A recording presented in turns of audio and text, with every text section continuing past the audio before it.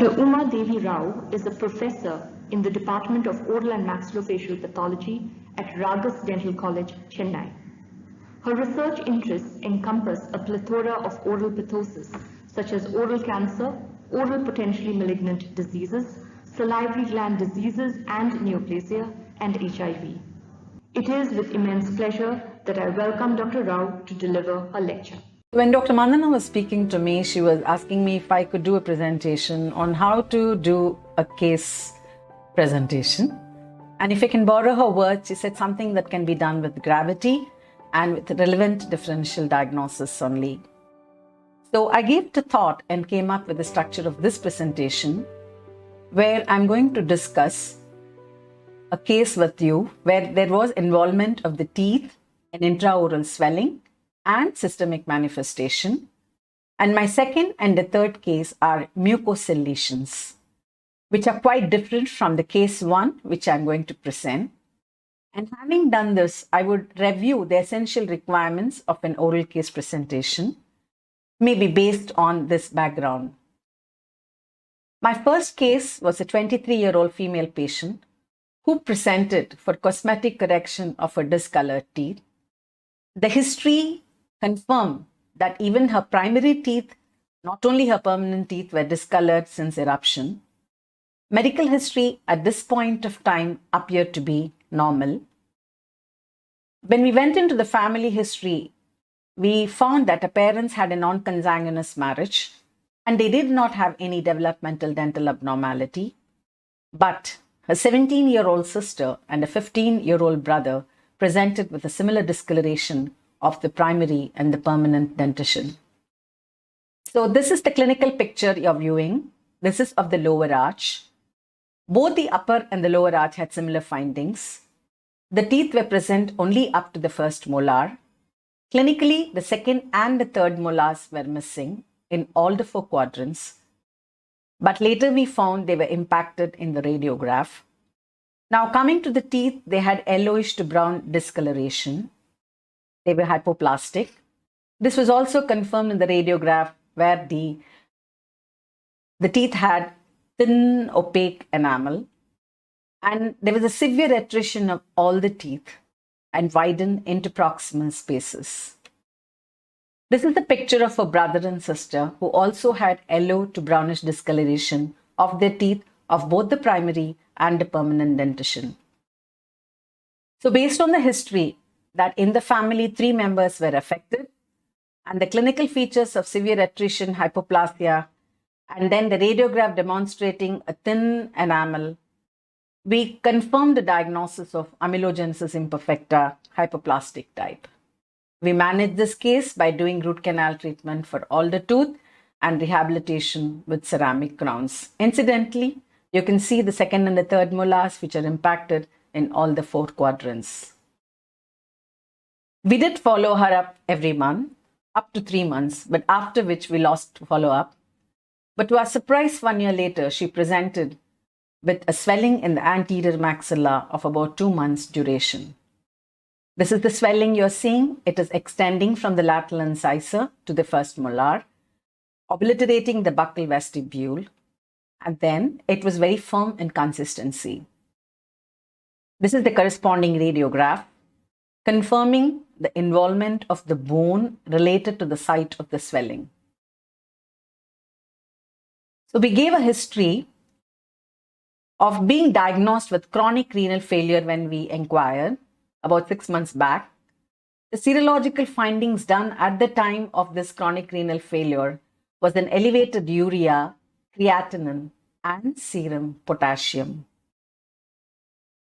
We further inquired and we found that her blood pressure was raised at the time of diagnosis of chronic renal failure, and she was also labeled as to have malignant hypertension. An abdominal ultrasound then showed a bilateral medullary nephrocalcinosis, and since then she was on treatment with dialysis twice a week, even at that point of time when she met us. So we went ahead and did the excision of the swelling, and this is the excised specimen. It was firm in consistency. The histopathology showed fibrovascular connective tissue with diffuse arrangement of giant cells were present. You can see a little bit of bone here also in the corner. Taking a closer look at the giant cells, the varying number of nuclei, even up to 45 nuclei, were seen in each cell. And hemosiderin there confirms the vascularity. So, given the fact that we are seeing a giant cell lesion in the anterior maxilla, we further asked for alkaline phosphatase levels, parathormone, and serum calcium to rule out a secondary hyperparathyroidism. But she had an abnormally elevated alkaline phosphatase level and also the parathormone levels, but her serum calcium was normal. So, given this fact that she had a nephrocalcinosis, laboratory investigations confirming a secondary hyperparathyroidism, and a lesion in the anterior maxilla involving the bone with giant cells, we gave a diagnosis of osteitis fibrosa. Now, let me just review this case with you. We know that she had amelogenesis imperfecta, and this is a heterogeneous group of inherited enamel defects, both genetically and clinically. Yes, the teeth are an isolated trait, but she had an associated nephrocalcinosis. Today, amelogenesis imperfecta presenting with nephrocalcinosis is termed as enamel renal syndrome, and it has been stated now that recessive mutations in the FAM28 gene in chromosome 17 is responsible for the clinical manifestations of enamel renal syndrome. Now let's take a more closer look at our case. Amelogenesis imperfecta, and there was nephrocalcinosis which progressed to chronic renal failure, secondary hyperparathyroidism, and elevated alkaline phosphatase levels. Subsequently, the swelling in the maxilla, which was termed as osteitis fibrosa. So we are trying to state here that amelogenesis imperfecta may be associated with renal disease and hence highlights the need that we need to evaluate the renal function of a patient who presents with this condition. Now, another issue is that it involves the deciduous dentition and also the permanent dentition. Thus, there is an opportunity to diagnose the renal involvement early when the deciduous teeth itself erupt. So, considering the morbidity associated with unrecognized and untreated renal disease can be avoided. I would like to state here that we lost a patient 6 months after we saw her in the second visit because the renal failure really progressed. So, oral phenotype, that is this discolored teeth, amelogenesis imperfecta, in the absence of any other dental health problems, is the first sign of this condition, enamel renal syndrome, and it is pathognomonic of it. So, dentists have a key role in the diagnosis of ERS, and they should know the presence of this condition so that they will help in the early diagnosis. Now, before I move on to the case 2, in this particular case, I had detailed you all the information chronologically, and I did not digress into a very broad differential diagnosis because this case demanded that I come straight to the diagnosis and do this information transfer to you. Now, my second and the third case will be slightly different. They are mucosal lesions. Let me go ahead with it. So, it was a 49-year-old male patient who presented with ulcers on the lateral surface of the tongue for the last 8 months. No contributory medical history, but he did have a habit of chewing pan for the past 10 years. Now, taking a closer look at the ulcer, you can see a white and red lesion, ill-defined subtle ulcer, could have missed if not properly examined. But taking a closer look at the posterior side, which the patient did not observe, but we did on examination, a hyperkeratotic patch. This case requires differential diagnosis given its clinical appearance. Therefore, we included leukoplakia, lichen planus, lichenoid mucositis, candidiasis, frictional keratosis, and also squamous cell carcinoma. So we subjected the ulcerated lesion to a biopsy, and we found this in the histopathology. They were islands of neoplastic cells very close to the epithelium. A closer look at it confirms that these islands are in the connective tissue. So we came up with a diagnosis of squamous cell carcinoma, superficially invasive. Now, my next case is a 60-year-old male patient who complained of growth in the right lower back region in the gingiva in the 4-6 region, extending from 4-5 to 4-6. He had no pain and there was no bone involvement, and mind you, it's pedunculated. So given this finding, we gave a provisional diagnosis of a pyogenic granuloma and a peripheral ossifying fibroma. The CBCT section here shows that there was no bone involvement in the 4-6 region, and this was the excision specimen submitted to the surgeon, submitted by the surgeon to us. But to our surprise, in the histopathology, we saw islands of neoplastic epithelial cells in the connective tissue, and we gave a diagnosis of squamous cell carcinoma. Now, let me add a little bit about discussion in this case because this is important for this case. So here I state that 25% of the swellings in the gingiva are neoplastic, and the most common of them is squamous cell carcinoma. So be guarded when you are dealing with gingival swellings. To add a little more, to summarize the two cases, I would like to state here that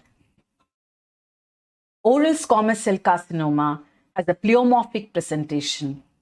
All the specimens should be subjected to histopathology, even though clinically they are not suspicious of cancer or squamous cell carcinoma. So the take-home message for the clinicians is they should not rely solely on the clinical diagnosis in making their management decisions because there is a chance the diagnosis could be incorrect. So let me just summarize all the three cases for you now. In the first case,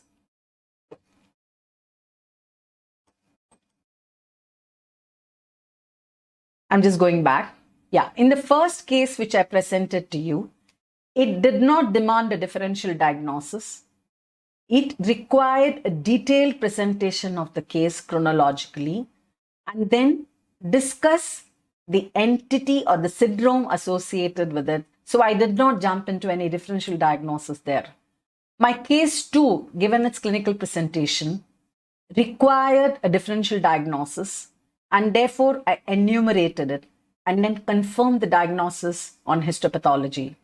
My case 3 was an unusual presentation of a relatively common lesion, and therefore it must be made very clear here that don't ignore gingival swellings and do a biopsy even if you don't suspect cancer, because it can be squamous cell carcinoma on histopathology.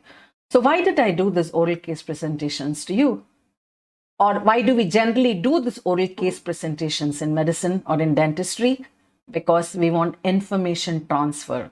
Whatever you have learned from a case should be passed on to your colleagues or your juniors or your students. Why? Because that could result in a quality patient care you can provide. So what should be the goal of your presentation? You should lead the listener into your thinking process, but you should not mislead them. And you should always be concerned, am I giving sufficient information for them to come to a correct conclusion? This should always be your concern. So in any presentation, you need to include details to support the proposed diagnosis or argue against the alternative diagnosis or your differential diagnosis, and do not give any extra unnecessary information which could cloud the diagnosis. So how is this possible? It's all possible by practice, practice, practice. Present your cases to your colleagues, then take the criticism, modify it. You got to organize your presentation, prepare. Though speaking on the fly is possible, it is difficult for many. And the grasp of your subject is very essential to present the truth in reality. And time is very important when you're doing a presentation. 7 minutes is what generally you're given for a single case presentation. So give only the necessary information. Always do it with confidence, and voice modulation is necessary to emphasize important details. You can't use your notes if you're comfortable. And please remember, not only the substance, the style in which you do your presentation is also very important. It could be animated, it could be didactic, or it could be explanatory. So the choice is yours, but keep a style for yourself. The basic principle, I'm just trying to give you some general tips here, is when you're presenting your case, apart from your style or your confidence, your data is also very important.